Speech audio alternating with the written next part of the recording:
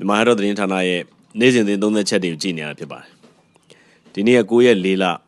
2025ဒီနေ့မှလည်းအရင်နေ့လိုပါပဲကျွန်တော်တို့သတင်းသုံးသက်ချက်ဆိုတဲ့ပုံစံတော့မဟုတ်ဘူးပေါ့ကျွန်တော်တို့ပြည်သက်တွေကတောင်းဆိုရလည်းရှိတယ်နောက်ပြီးတော့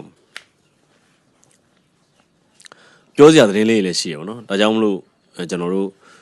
့ဒီတချို့ up to date ဖြစ်နေတဲ့သတင်းလေးတွေကိုကျွန်တော်တို့နည်းနည်းသုံးသက်ချင်တာပါသတင်းသုံးအရင်လိုတော့သတင်းသုံးသက်အရှိကြီးတော့မဟုတ်ဘူးဗျာနော်အားလုံးသိတဲ့အတိုင်းပါပဲကျွန်တော်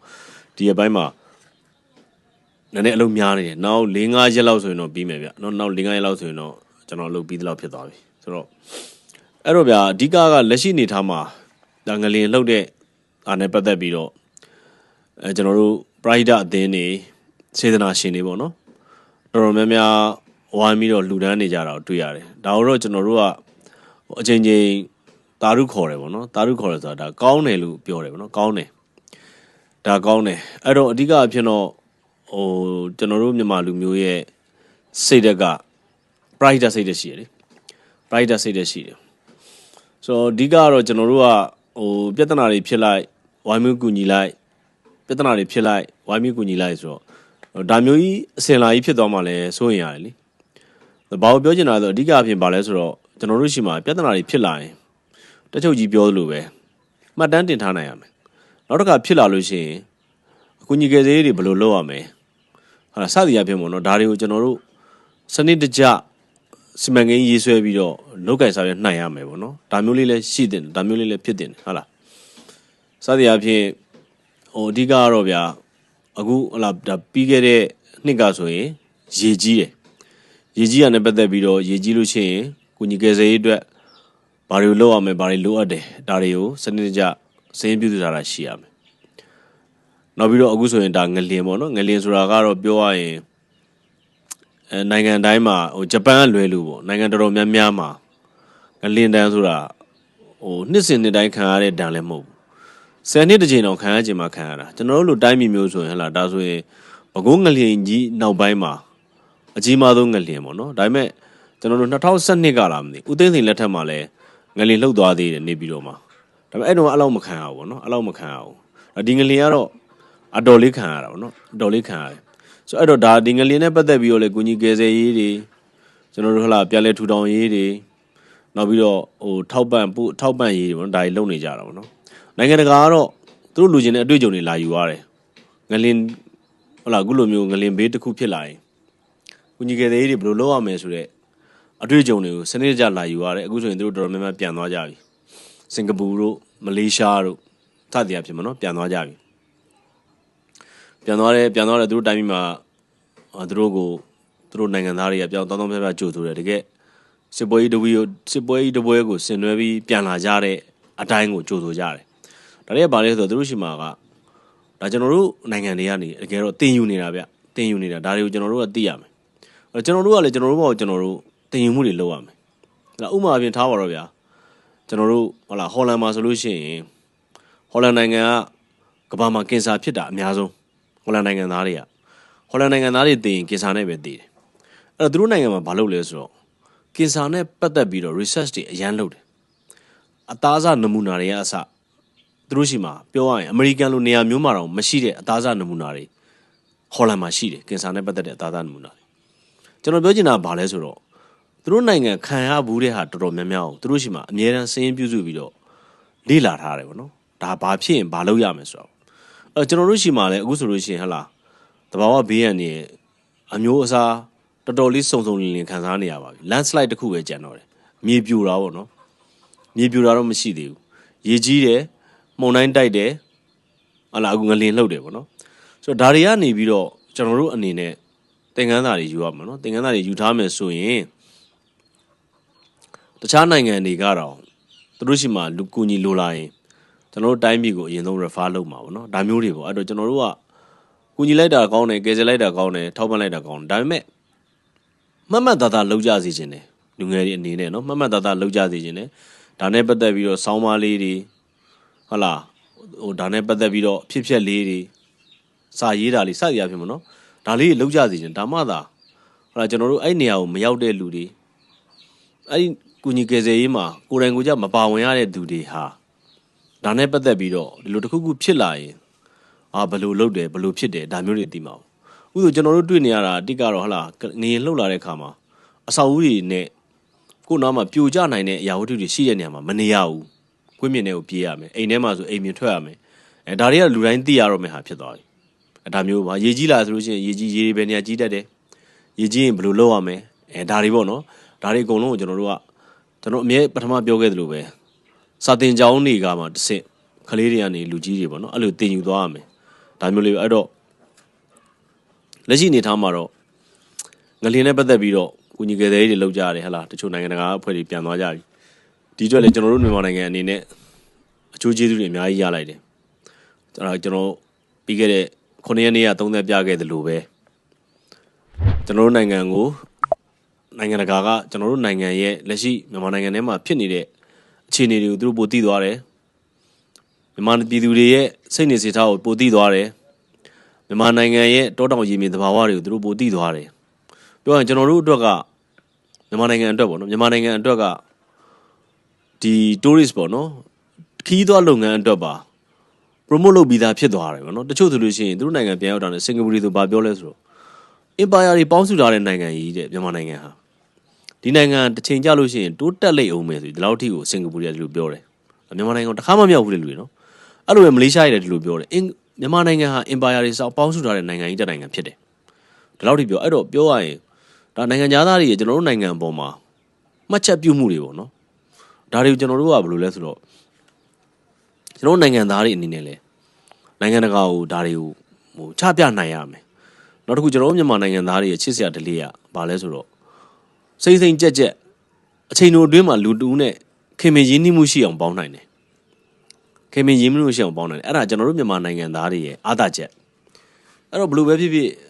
နိုင်ငံတကာနိုင်ငံသားတွေပေါ့နော်အဓိကနိုင်ငံတကာနိုင်ငံသားတွေကကျွန်တော်မြန်မာလူမျိုးတွေကိုခင်တာပေါ့ဗျာနော်ကျွန်တော်တို့ရှိမှစီးမရှိဘူးဟုတ်လားဝေးရမယ်ဒီဟာဝေးရမယ်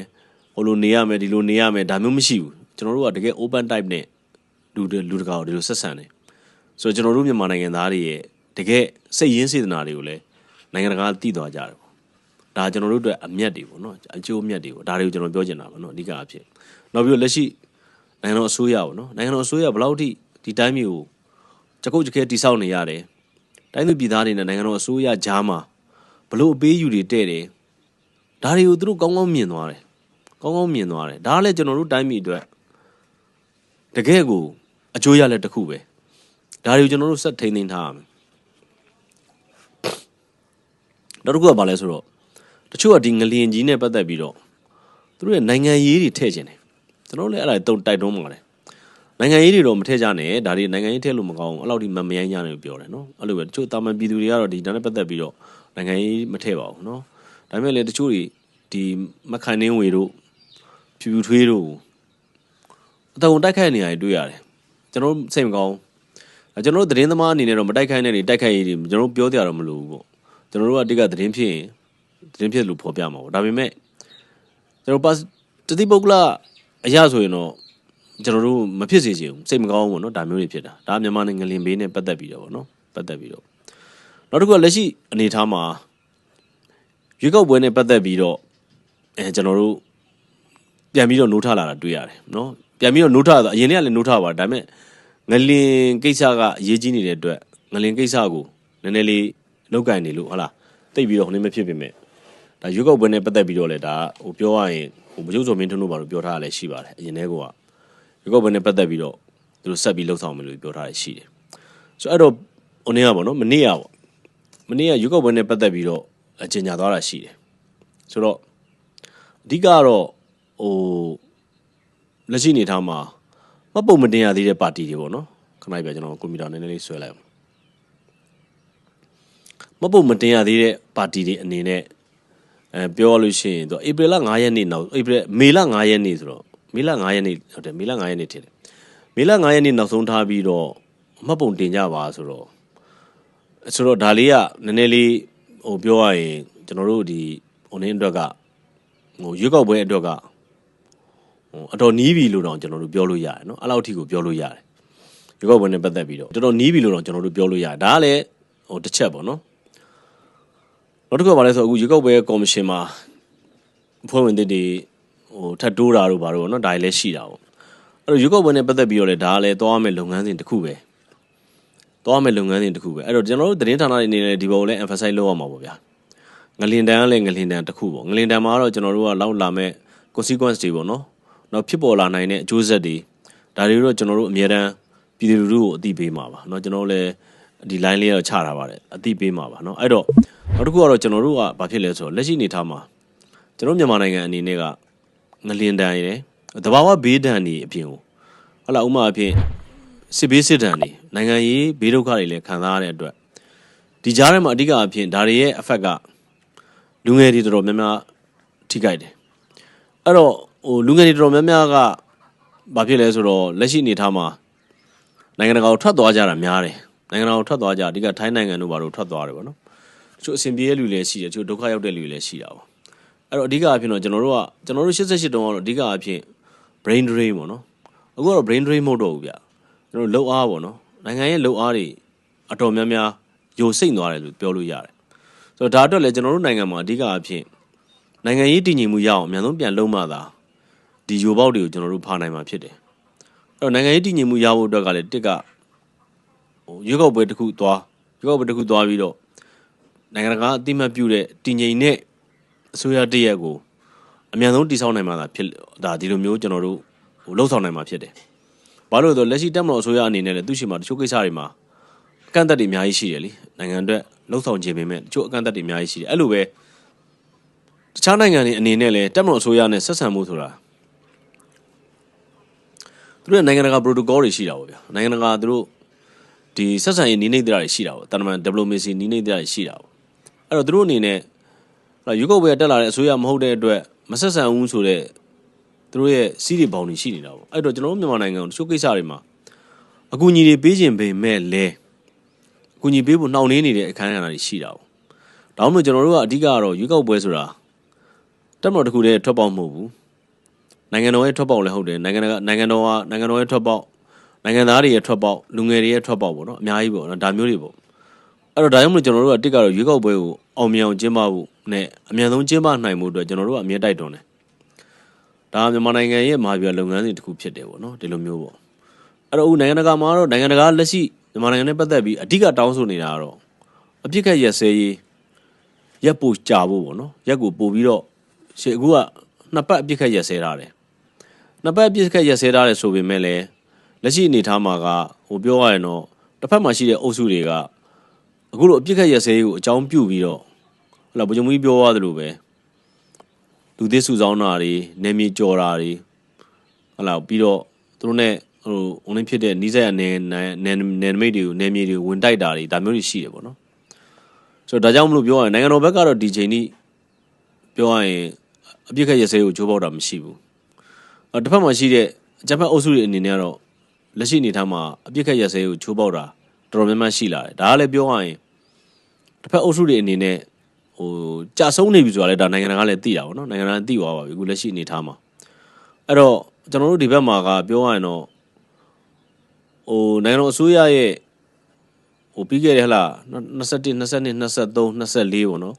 ဒီကာလတွေမှာသူ့ရဲ့စီစဉ်ဆောင်ရွက်မှုတွေအားလုံးကဒီ2025မှာတော်တော်များများရုံလုံးပေါ်လာတယ်လို့ကျွန်တော်ဒီလိုပြောရမယ်ဗျစီးရင်နဲ့ပတ်သက်ပြီးတော့လည်းကျွန်တော်အများကြီးသုံးသပ်ပြခဲ့တယ်ရှမ်းမြောက်တိုက်ပွဲတွေနဲ့ပတ်သက်ပြီးတော့ဘာလို့လဲဆိုတော့ PDF အုပ်စုတွေဟာပျောက်ကြားစစ်တွေဆင်နွှဲနေတာဖြစ်တယ်ဒီပျောက်ကြားစစ်တိုက်နေတဲ့အုပ်စုတွေကိုတနေရာထဲမှာစုဖို့ဆိုတာစစ်ပွဲကြီးတစ်ပွဲဖန်တီးနိုင်မှာဖြစ်လိမ့်မယ်ရှမ်းမြောက်ဟာ PDF တွေကိုဟုတ်လားကောင်းကောင်းမိဖုံးမဲ့နေရဖြစ်တယ်ကျွန်တော်တို့ပြောပြတယ်ကျွန်တော်ဒါပြောသူမာဗျူကြီးကကြီးတယ်ရှမ်းမြောက်မာဗျူကြီးကရမ်းကြီးလွန်းတယ်ကျွန်တော်တို့ပြောပြတယ်အခုဒီတိုင်းဖြစ်လာတာပဲတိုက်ပွဲကတော့တိုက်ရမှာပေါ့ဗျာဒါကတော့မာဗျူကဘယ်လောက်ကြီးဟုတ်တယ်တိုက်ပွဲကတော့ပြောရမယ်အဲ့မှာတော့နှစ်ပတ်အသေးပြောတော့ရှိမှာပေါ့ဒါပေမဲ့နိုင်ငံတော်ကအများကြီးအကျိုးမဲ့ရလိုက်တယ်လေဒါအများကြီးရှိတာပေါ့လားကျွန်တော်တို့လည်းဒီရှမ်းမြောက်လာရှိုးနဲ့ပတ်သက်တဲ့လာရှိုးနဲ့ကိစ္စနဲ့ပတ်သက်ပြီးတော့တချို့လာပြောကြတာတချို့ကြီးကလာရှိုးMNDAAကိုပြီးတော့မှလားဘာလားညာလားပေါ့မဟုတ်ဘူးပေးစရာလည်းမလိုဆိုပေးလည်းပေးမှာမဟုတ်ဘူးဆိုကျွန်တော်ဒါကြီးပြောပြတယ်အခုဒါအားလုံးအကောင့်ထဲပေါ့အားလုံးတွေ့တဲ့အတိုင်းပဲအဲ့လိုပဲကျွန်တော်နေ့80မြောက်တက်မလို့နေ့မှာလဲနိုင်ငံတော်စီမံအုပ်ချုပ်ရေးကောင်စီကကျွန်တော်တို့ spokesperson ပေါ့နော်ဘယ်လိုဆိုမင်းထုံးလဲကျွန်တော်တို့အဲ့ကိစ္စနဲ့ပတ်သက်ပြီးမေးတယ်ရှမ်းမြောက် စီဝေးပွဲနဲ့ပတ်သက်ပြီးတိုက်တုတ်ပြီးမှဆွေးနွေးခဲ့တဲ့အစည်းအဝေးပွဲတွေနဲ့ပတ်သက်ပြီးတော့ရလက်စုံတရားမရပဲပြီးသွားတယ်ဆိုတာပြီးတော့နိုင်ငံတော်သတင်းဌာနတွေမှာထုတ်လွှင့်နေကြတယ်အဲ့ဒါနဲ့ပတ်သက်ပြီးတော့ဗိုလ်ချုပ်အနေနဲ့ဗာပြောချင်လဲလို့ကျွန်တော်မေးတော့မဟုတ်ပါဘူးတဲ့ကျွန်တော်တို့အနေနဲ့ရလက်ကောင်းတွေရပါတယ်တဲ့ဒီရလက်ကောင်းတွေမကြခင်အကောင့်တွေဖော်မှာပါဆိုပြီးသူပြောတယ်အဲ့ဒါပြောပြီးတော့ဟိုဒါသူပြောရရင်သူပြောတာက29ရက်နေ့ကပြောတာဗောနော်ဂျားထဲမှာငလင်လှုပ်လိုက်လို့ငလင်မလှုပ်ရင်ဒီဟာတွေကဒီတက်ပို့ပြီးစောမယ်ကျွန်တော်ထင်တယ်အဲ့တော့အခုရက်ပိုင်းမှာထွက်လာတဲ့သတင်းကဒီ MNDAA တွေလာရှုကနေပြန်ဆုတ်မယ်ဆိုတဲ့သတင်းတွေထွက်လာတယ်ဗောနော်ဒါကလည်းဒီသူတို့ရဲ့ဆွေးနွေးပွဲရဲ့ရလက်တွေလို့ကျွန်တော်ဒီလိုသုံးသပ်တာဗောနော်ဒီလိုသုံးသပ်တယ်ဒါလက်ရှိမြန်မာနိုင်ငံရဲ့နိုင်ငံရေးအခင်းကျင်းပဲမြန်မာနိုင်ငံနိုင်ငံရေးအခင်းကျင်းကဒီချိန်မှာရန်စိတ်ဝင်စားဖို့ကောင်းတယ်ကျွန်တော်သတင်းသမားတွေအနေနဲ့ပုံဖော်ပြရင်ပုံဖော်ပြနိုင်တယ်လို့ပြည်သူလူထုတွေနားလည်နိုင်တယ်နိုင်ကျွန်တော်တို့ကလည်းအဓိကအဖြစ်တော့နိုင်ငံရေးသမားတွေနဲ့အင်တာဗျူးတွေလုပ်မယ်ပြည်သူတွေနဲ့အင်တာဗျူးတွေလုပ်မယ်နော်ဒီလက်ရှိနိုင်ငံရေးရဲ့ပုံသဏ္ဍာန်ကိုမြန်မာပြည်သူတွေအဓိကနားလည်အောင်နောက်ပိုင်းကျအခုဆိုကျွန်တော်တို့ဟလာနိုင်ငံသားတွေနဲ့လည်းကျွန်တော်တို့ချိတ်ဆက်ထားတာရှိတယ်မြန်မာနိုင်ငံနဲ့ပတ်သက်ပြီးတော့ကျွန်တော်တို့အပတ်စဉ်သုံးဖို့အရင်တော့ကျွန်တော်တို့လုပ်တယ်လို့ကျွန်တော်အမေရိကန်ကျွန်တော်တကယ်ချင်းတယောက်နဲ့ကျွန်တော်တို့အရင်တော့ဆိုရင်အမေရိကန်ကကျွန်တော်တကယ်ချင်းတယောက်ရယ်ဟော်လန်ကကျွန်တော်တကယ်ချင်းတယောက်ရယ်ကျွန်တော်ရယ်နဲ့အရင်တော့ဆိုလို့ရှိရင်2020ရွေးကောက်ပွဲမတိုင်ခင်ကကျွန်တော်အများနဲ့မြန်မာနိုင်ငံနဲ့ပတ်သက်ပြီးဆွေးနွေးတာရှိရလေအခုလည်းအဲ့လိုတွေဆွေးနွေးဖို့ကျွန်တော်တို့ကြိုးစားနေပါတယ်ကြိုးစားနေဆိုအဓိကကျွန်တော်ဘက်ကအဆင်သင့်မဖြစ်သေးတာသူတို့ဘက်ကတော့အဲ့ဒါတွေနဲ့ပတ်သက်ပြီးမေးမြန်းနိုင်ဘယ်တော့စမလဲဆိုမေးနေရရှိတယ်ဆိုတော့အဓိကကျွန်တော်ဘက်ကအဆင်သင့်မဖြစ်သေးဘူးဆိုတာလည်းသိတဲ့အတိုင်းပဲဟိုကျွန်တော်ကိုယ်တိုင်လက်ရှိအနေထားမှာဘာလို့လဲဆိုတော့ကျွန်တော်ကမြန်မာပြည်ရောက်တဲ့ကူကကျွန်တော်နေရာ900လောက်9နေရာလောက်ပေါ့ပြောင်းရတာပေါ့နော်ကိုဗစ်ဖြစ်တဲ့ကာလမှာကျွန်တော်မာသားအိမ်မှာနေတယ်ကိုဗစ်ဖြစ်ပြီးနောက်ပိုင်းမှာအာနာထိန်ပြီးနောက်ပိုင်းမှာကျွန်တော်မာသားအိမ်ကမနေဘဲနဲ့အဲ့ဒီကထွက်လာတာဒီချိန်ထိပဲမာသားအိမ်ကိုကျွန်တော်မသွားဘူးမသွားဘဲနဲ့အခုငလင်ထက်ဖြစ်တယ်ငလင်ဖြစ်တော့ကျွန်တော်ငှားထားတဲ့ဟုတ်လားကျွန်တော်ဒုက္ခတော်ဝင် D5 ပေါ့နော် D5 မှာကျွန်တော်ငှားထားတဲ့အခန်းကျွန်တော်ဒီတိုင်းပဲထားခဲ့တယ်ထားပြီးကျွန်တော်ဆင်းလာပြီးတော့အခုကမိတ်ဆွေတယောက်ကသူ့ channel မှာရပါတယ်ကိုမင်းကျွန်တော် channel မှာလာနေဆိုပြီးတော့သူ့ channel မှာရှိတဲ့မြေလေးပုံနေတာကိုကျွန်တော်ပေးတာကိုကျွန်တော်အဲ့ဒါကျွန်တော်ဘောကျွန်တော် studio လေးစောင့်နေတာstudio လေးစောင့်နေတာဖြစ်တဲ့အတွက်အဲ့ဒါလည်းကုန်ကြစိတ်ကရှိတယ်ဗျရှိတော့အဲ့ဒါလေးကိုငွေလေးကဟလာငွေလေးကဟိုကလှည့်တရားလှည့်လိုက်ရလာလိုက်တကားရွက်လေးလှုပ်လိုက်ဟိုကလှည့်တရားလှည့်လှုပ်လိုက်ရလာလိုက်အုပ်ဝယ်လိုက်ဒီပေးလက်မျိုးဝယ်လိုက်ဒါလေးတက်နေဒါပေမဲ့မကြခင်မှာပြီးတော့မှာပါဘာကြောင့်လဲဆိုတော့ကျွန်တော်တို့ကတိကဟိုရွက်ကုတ်ပွဲပြီးတဲ့အထိကိုဒီနေရာမှာအခြေချနိုင်မှာကောင်းပါဒါမှသာကျွန်တော်တို့ကဟိုတောင်ပြေးမြောက်ပြေးမဖြစ်ပါလေနောက်တစ်ခုကဒီကနေပြီးတော့ကျွန်တော်တို့ဓာတ်ရိုက်ဆက်သွယ်တာတွေအများကြီးပေါ့ဗျာကျွန်တော်တို့လှုပ်ရှားအများကြီးပြင်ဆင်နေတာပေါ့နော်ဒါကြောင့်မလို့ကျွန်တော်ဒီရက်ပိုင်းမှာတချို့အချိန်တွေမှာကျွန်တော်တို့ဘယ်လိုခေါ်မလဲဒီလိုသတင်းသုံးသက်ချက်တွေမတက်နိုင်တာကိုလည်းနားလည်ပေးပါလို့ကျွန်တော်တို့အများတန်းတောင်းပန်နေတာဖြစ်တယ်เนาะကျွန်တော်တို့ဒီမှာနေရာလေးချနေလို့ပါเนาะအဲ့တော့အဲ့လိုလေးပြောချင်ပါတယ်အဲ့တော့မိတို့ပင်ဆိုသေးကမူမြန်မာနိုင်ငံရဲ့ political landscape ကတော့အကောင်းဘက်ကိုဥတီလာပြီအဲ့တော့နိုင်ငံသားတွေအနေနဲ့ဒီချိန်မှာအနောက်ဘက်ကိုပြန်မစင်းစားနဲ့တော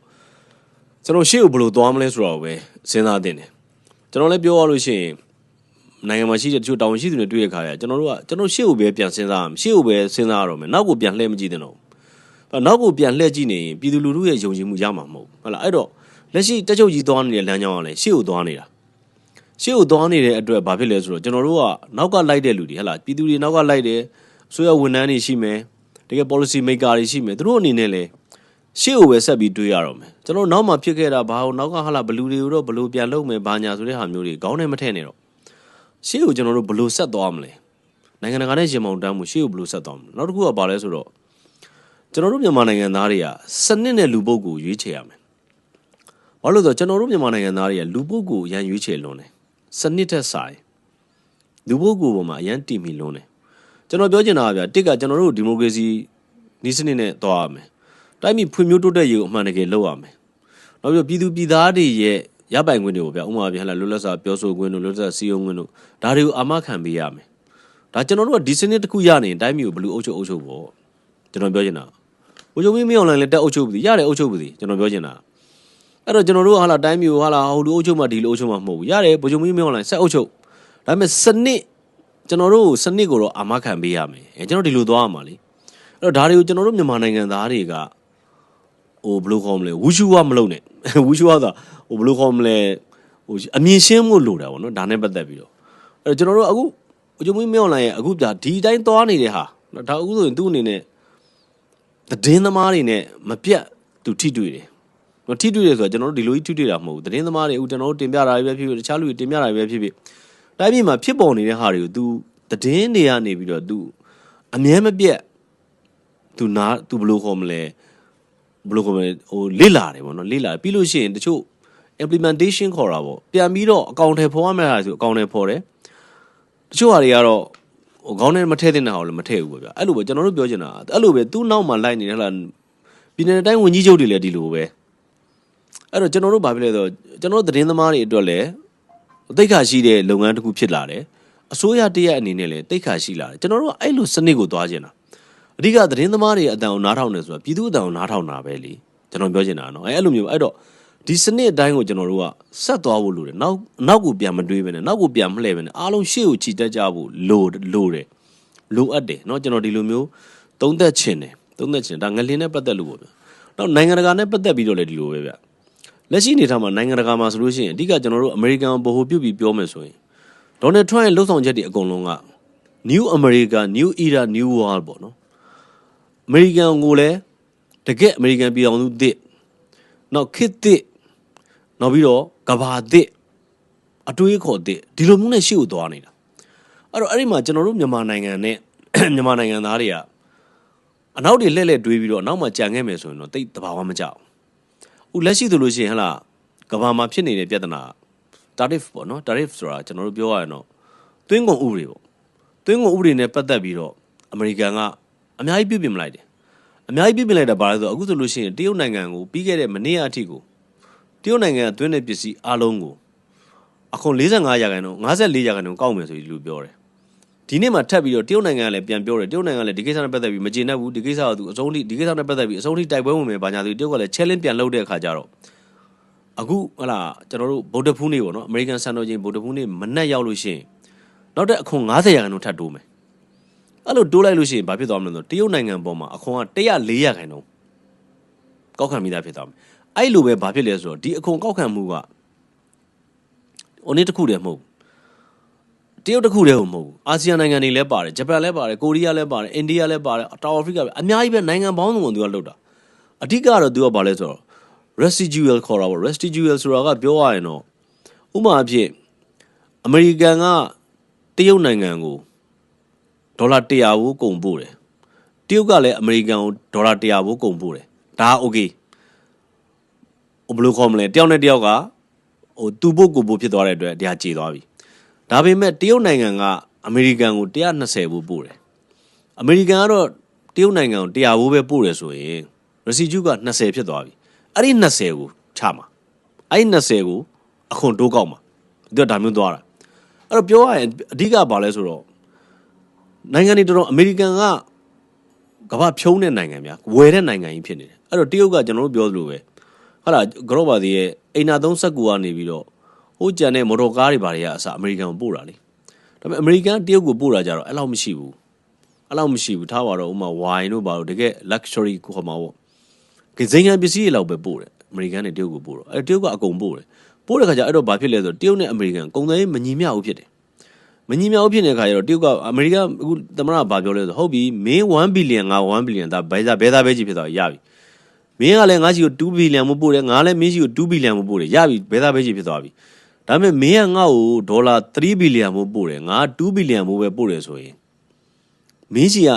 ပိုလာတဲ့1 billion ဘို့ငါကောက်မယ်ခွန်ကောက်မယ်အဲ့ဒါမျိုးပေါ့သူကဒါမျိုးလဲအဲ့ဒါတွေကအခုလက်ရှိမှာအာဆီယံနိုင်ငံတွေအတွက်လည်းပါလာတယ်အဲ့တော့အာဆီယံတွေကလည်းသူကဘာပြန်ပြောတော့သူကလည်းဟိုနေ့ဖြစ်လာတယ်ဆိုဂျပန်တို့ကိုရီးယားတို့အာဆီယံတို့အကုန်လုံးပါတာပေါ့နော်သူကလည်းဟုတ်ပြီအမေရိကန်ပို့ကုန်တွေကိုပါလက်ခံရမယ့်သဘောဖြစ်လာတာပေါ့နော်အမေရိကန်သူကပြောရရင်အမေရိကန်နိုင်ငံကသူ့နိုင်ငံကနီးပညာနဲ့ပြောရရင်နီးပညာလောက်သားပဲကဘာကိုပို့တာဆိုသူရှိမှတချို့အသေးအဖွဲပစ္စည်းလေးတွေကမထုတ်တော့အဓိကအပြင်တရုတ်တို့ဗီယက်နမ်တို့မလေးရှားတို့မှာသွားထုတ်တယ်ပြီးလို့ရှိရင်အဲ့မှာထုတ်တာလည်းဒီလိုသွားထုတ်တာမဟုတ်စက်ရုံတည်ပြီးသွားထုတ်တာပြီးလို့ရှိရင်မင်းမလေးရှားဆိုပြီးတော့အမေရိကန်ကိုပြန်ပို့တာမင်း USA မဟုတ်ဘူးတရုတ်မှာသွားထုတ်တဲ့ပစ္စည်းတွေဒီလိုပဲမင်း China ဆိုပြီးအမေရိကန်ကိုပြန်ပို့တာဆိုအဲ့လိုမျိုးတွေပေါ့အဲ့တော့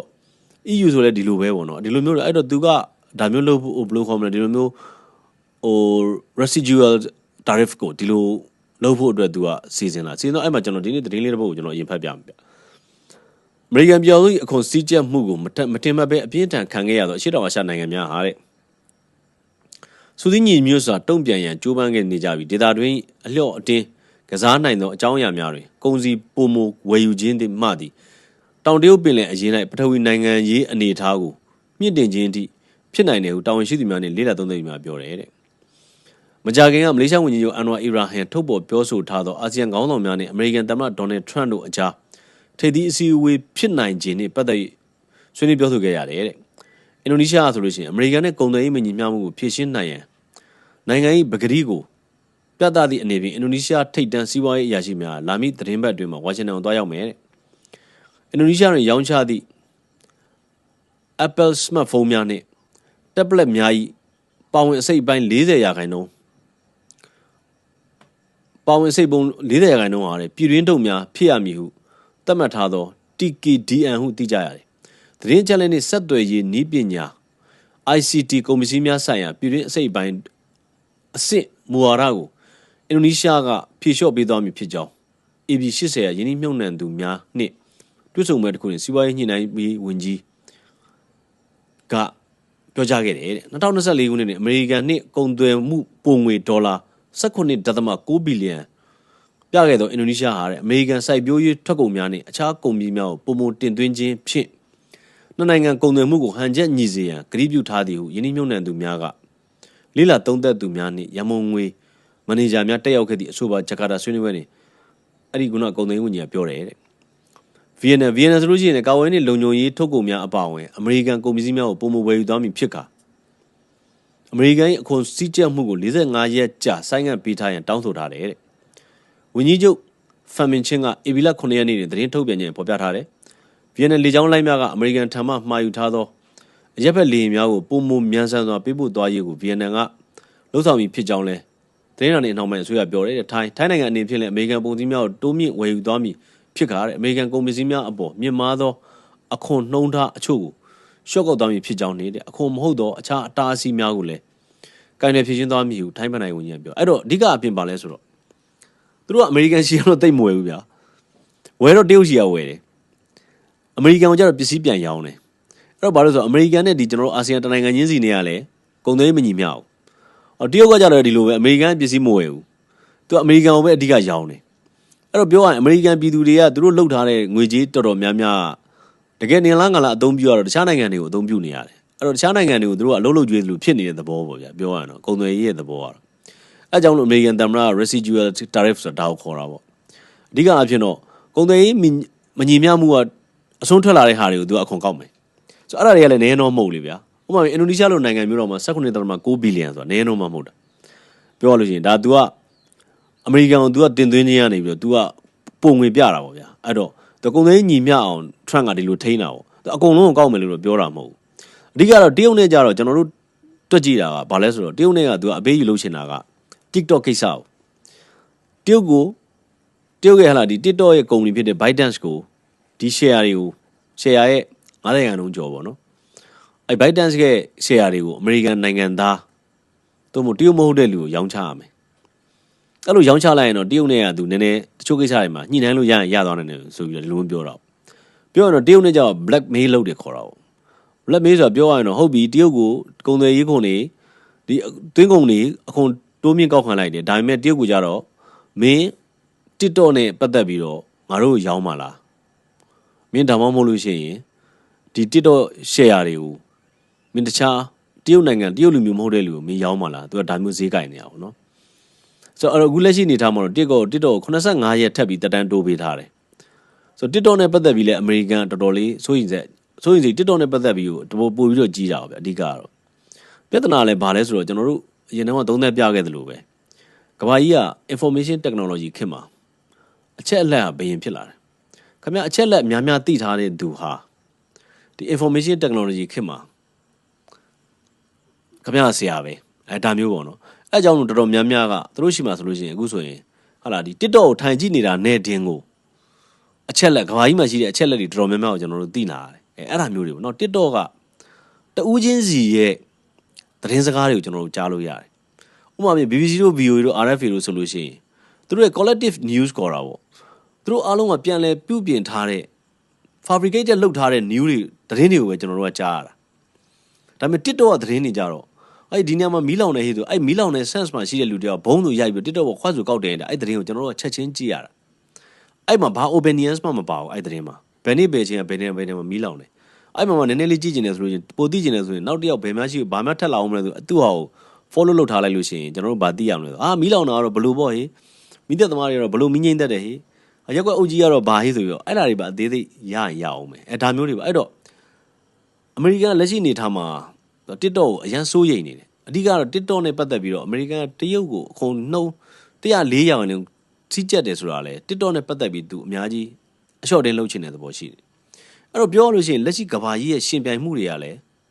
ပြောရရင်အသစ်တွေဖြစ်ကုန်ပြီအရှိကိုသွားနေတယ်စဉ်းစားကြည့်ကဘာမှာဟာလားပြောရလို့ရှိရင်ကျွန်တော်တို့များသိတဲ့လူကဆရာကြီးဖြစ်တယ်ပေါ့ဗျာဒါမျိုးဖြစ်လာနောက်တစ်ခုကဘာလဲဆိုတော့ကျွန်တော်တို့လက်ရှိအနေထားမှာlanguage ဘိုင်းပေါ့နော် language ဘိုင်းကလည်း language များသိတဲ့လူဟာများအသုံးဝင်တယ်ဆိုတော့အဲ့လိုဖြစ်လာအဲ့တော့ကျွန်တော်တို့ကအစပြောခဲ့သလိုပဲကျွန်တော်တို့ရှေ့ကိုသွားမယ်ဆိုရင်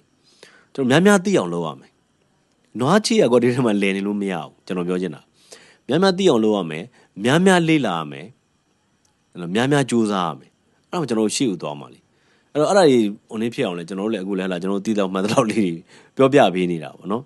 ဆိုတော့အဲ့ဒါမျိုးလေးပေါ့အဲ့တော့အနောက်ကိုပြန်လှည့်ဖို့ကြိုးစားနေတဲ့လူတွေခင်ဗျားတို့ရက်တန်းကရက်ပါလို့ကျွန်တော်ပြောချင်တယ်နောက်ကိုပြန်လှည့်ဖို့ကြိုးစားနေတဲ့လူတွေရှိတယ်သတင်းလုပ်ငန်းမှာရောဟုတ်လားထားပါတော့ဆိုတော့အဲ့လိုအားတွေအများကြီးရှိတယ်ဆိုတော့အဲ့လိုမျိုးပေါ့နော်နောင်နာရကြပါလို့ကျွန်တော်ပြောချင်တယ်နောက်ကိုပြန်လှည့်ဖို့ကြိုးစားနေတဲ့အားတွေပေါ့အဲ့တော့ကျွန်တော်ဒီနေ့သုံးသက်ချင်တာတော့အဲ့ဒါတွေပေါ့နော်အဓိကအဖြစ်လက်ရှိကမ္ဘာမှာဖြစ်နေတာတွေမြန်မာမှာဖြစ်နေတာတွေပြီးတော့ကျွန်တော်တို့လက်ရှိရွေးကောက်ပွဲအသက်ဝင်အောင်အားလုံးဝိုင်းလုပ်ကြရမယ်လို့เนาะကျွန်တော်ဒါတွေကိုသုံးသပ်ရင်လည်းဒီကနေ့9ရက်4လ2025ခုနှစ်နေ့စဉ်သတင်းသုံးသက်ချက်ကိုကျွန်တော်ဒီမှာအဆုံးသတ်ပါတယ်အားလုံးကျေးဇူးတင်ပါတယ်ဗျ